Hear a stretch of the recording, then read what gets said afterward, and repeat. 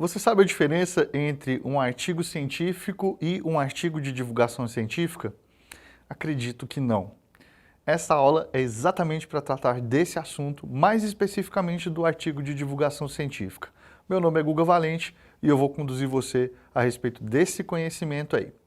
Muito bem, se você está aqui nesse momento assistindo a essa aula e a outras aulas que eu imagino que você também está acompanhando, é porque você tem algum interesse científico. E isso é uma verdade para grande parte da população. Guga, mas nossa, tão pouca gente faz uma carreira acadêmica, tão pouca gente vai fazer pós-graduação, como é que você pode afirmar isso, né? O Brasil valoriza tão pouco a nossa ciência, o cientista ganha tão pouco no Brasil, a gente tem aqui uma fuga de cérebros, né? Os nossos cientistas estão indo embora para outros países para poder ganhar dinheiro lá, porque o nosso país não valoriza a ciência. Como é que você pode falar uma coisa dessa, né? Que a ciência é algo bastante difundido na nossa sociedade. Pois é. O que eu quero dizer para você não é nem do ponto de vista profissional, mas do ponto de vista do mundo real. No mundo real, nós temos muito mais conhecimento científico hoje do que em qualquer outra época. E isso se deve não só à quantidade absurda de ciência que nós produzimos nesses últimos anos, não só à absurda quantidade de pessoas que ingressou na universidade e a quantidade de artigos científicos que são produzidos todos os anos, em todos os países, inclusive aqui no Brasil. Não só isso, mas o fato de que, ao ter conhecimentos básicos sobre certos assuntos, as pessoas tendem a se interessar mais em desistir de crendices, tendem a desinteressar-se, por exemplo, por ideias que não têm uma comprovação, que não têm uma regularidade. Ainda que nós estejamos vivendo um momento de negacionismo da ciência, ainda existe um pensamento científico predominante, ainda existe um pensamento científico que reverbera dentro da nossa sociedade. Por exemplo, você tem programas de TV que são voltados para questões científicas e outros programas que nem tanto. Às vezes tem um programa ali de culinária que passa na parte da manhã, que às vezes o assunto principal não é a ciência. Mas em algum momento vai se falar, por exemplo, sobre doenças. Pode ser que, por ser um programa de culinária, em algum momento se aborde a questão de doenças relacionadas à alimentação. A gente poderia citar várias aqui. Poderia citar diabetes, a gente poderia citar obesidade, a pressão alta, né, hipertensão, a gente poderia citar anorexia, a gente poderia citar bulimia e por aí vai. Um monte de doenças. Como é que eu sei o nome dessas doenças todas? É porque eu estudei isso na escola? Bom, sim, eu também estudei algumas dessas doenças na escola e eu me lembro de um professor de biologia e minha professora de biologia explicarem muito sobre como essas doenças atuavam no nosso sistema nervoso, como é que elas atuavam no nosso sistema digestivo, como é que elas atuavam no nosso corpo. Mas eu também me lembro de ter visto num programa desses de culinária da parte da manhã, um programa que é dedicado àquelas mulheres que não trabalham fora de casa, que trabalham só dentro de casa, que é o principal público. Tá certo? Aquela dona de casa mesmo, aquela que às vezes não teve uma formação acadêmica, como a minha mãe, né? Aquela pessoa que não teve condição de seguir seus estudos e nem nada, mas aquela pessoa de repente entende de diabetes. Ela entende que essa é uma doença provocada pelo excesso de açúcar. Ela entende às vezes que existem tipos diferentes de diabetes. E ela sabe, por exemplo, que certos alimentos fazem bem para a saúde, porque eles contêm determinadas vitaminas, eles contêm determinadas proteínas. Ela sabe, por exemplo, o que é o ômega 3 e onde se encontra o ômega 3 e como é que o ômega 3 atua no nosso corpo. Aí a pergunta é, como é que essa senhorinha, tipo a minha mãe, que não teve estudos, que não teve condição de seguir uma carreira, né, nos estudos, uma carreira acadêmica e tudo mais, sabe como é que o ômega 3 atua no nosso corpo? Como é que ela sabe disso? Ela sabe disso porque a divulgação científica chegou até ela. Então, o texto de divulgação científica, ele deixa de ser algo voltado para um nicho, voltado para um público específico que tem interesse científico e quer seguir carreira acadêmica, e ele começa a chegar na nossa sociedade de um modo muito mais amplo.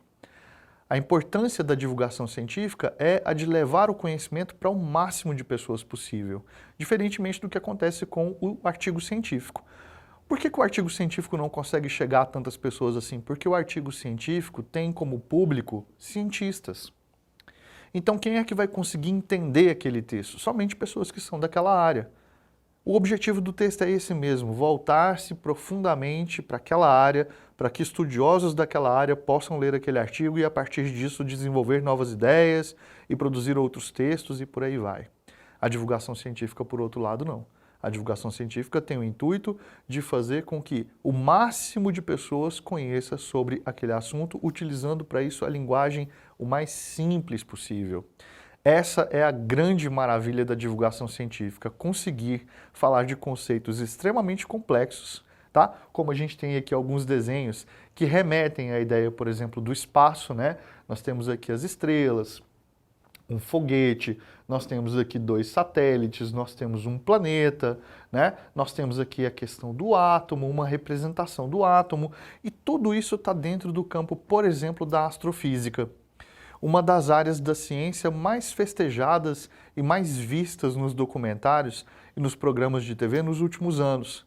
A gente tem visto, inclusive, séries de TV que têm se utilizado desse tipo de conhecimento para trazer um pouco mais de verossimilhança para as histórias, né? Para trazer um pouco mais de verdade nas histórias. Então, às vezes, você está assistindo uma série de comédia, né? Uma coisa divertida ali, leve e tal, para você rir. E aí é uma série de um bando de nerds que, de repente, estão falando de ciência, estão tratando de conceitos científicos e com rigor científico, porque há uma preocupação da produção do programa em trazer esse rigor científico para aquelas falas daqueles personagens, porque tem sido cada vez mais comum as pessoas terem mais conhecimento científico. Se você quiser uma prova disso, pega, por exemplo, um filme aí da década de 70 que se passa no espaço, ou mesmo da década de 80. Você vai ouvir explosões e tal, um monte de coisa ali do espaço, porque as pessoas naquela época não tinham tanto interesse por ciência ou conhecimento como elas têm hoje. Se a gente vai ver um filme hoje que se passa no espaço, existe uma preocupação maior com o rigor científico daquilo ali. Existe uma preocupação, por exemplo, com a ideia de que o som não se propaga no espaço do mesmo jeito que ele se propaga aqui, num ambiente em que a gente tem a atmosfera, né, em que a gente tem o oxigênio e tudo mais do jeito que é. Então, esse rigor científico, ele tem sido modificado para ser aceito pelo máximo de pessoas. E aí tem algumas personagens importantes, tá certo, na história da divulgação científica que precisam ser, pelo menos, mencionadas aqui. Eu não poderia deixar de citar o professor Carl Sagan, tá? O professor de física, de astrofísica norte-americano, que escreveu uma série maravilhosa chamada Cosmos. Essa série fez muito sucesso nos anos 80, entre pessoas que eram interessadas por ciência, mas que não tinham conhecimento específico nem nada. E foi muito criticado por colegas dele, que diziam que ele estava vulgarizando a ciência ao mostrar daquela forma tão simples, tão fácil, né? Que aquilo não era para o grande público mesmo, aquilo era um conhecimento específico que ia ser de interesse do máximo de pessoas que estivessem envolvidas com ciência. Elas estavam enganadas. As pessoas têm se mostrado cada vez mais interessadas pelo conhecimento científico. É por isso que a produção não para. É por isso que a gente tem nomes de gente muito boa produzindo no mundo inteiro, como o discípulo do Carl Sagan, né? O Neil deGrasse Tyson. Aqui no Brasil a gente tem o professor Marcelo Gleiser, que dá aula numa universidade americana e que escreve livros incríveis de divulgação científica, livros muito bons. Tem a professora Suzana Herculano Rosel, ela é uma neurocientista, né? Já teve programas de TV, já fez participações, tem uma série de livros super interessantes. Quer dizer, ela fala de neurociência, uma das áreas da ciência do corpo humano mais complexas de todas, já que o cérebro é a parte mais complexa que nós temos no nosso corpo, mas ela fala disso com a leveza de quem encontra uma piada num bar. E isso é a beleza da divulgação científica, conseguir trazer informações extremamente complexas de modo fácil e acessível para todo mundo. Olha essa definição que eu coloquei aqui. Primeiro eu coloquei esse título, Ciência para quem precisa. Primeiro para fazer uma intertextualidade com os Titãs, né? Aquela banda de rock dos anos 80 que eu gosto tanto, que tem uma música que chama Polícia para quem precisa. Aqui eu fiz uma brincadeira, né? Fiz um trocadilho aqui e troquei para ciência para quem precisa. Porque todos precisamos da ciência e temos que entender a importância e o papel da ciência dentro da nossa sociedade e dentro da evolução da nossa sociedade. E a gente tem que entender também que a ciência ela serve para esse conhecimento que tem sido desenvolvido ao longo de todos esses anos. Como é que é o artigo de divulgação científica? Eu coloquei uma pequena definição aqui, ó. Texto predominantemente expositivo, Não é que esse texto não possa ser opinativo ou argumentativo, mas é que esse não é o objetivo principal dele. Você pode até ter um artigo de divulgação científica que seja também crítico, mas em princípio o objetivo dele é tratar de um fenômeno de modo que você possa entender isso da maneira mais simples possível, tá? Então, texto predominantemente expositivo, cujo objetivo é traduzir a linguagem científica para pessoas que não possuem conhecimento específico. Eu coloquei traduzir entre aspas porque o divulgador de ciência, ele vai evitar aquela terminologia técnica. Às vezes a pessoa é da área, por exemplo, da neurociência. E aí existe uma série de termos e de jargões que são empregados ali dentro daquele contexto de quem estuda aquilo profundamente e que são termos com os quais a gente não está familiarizado.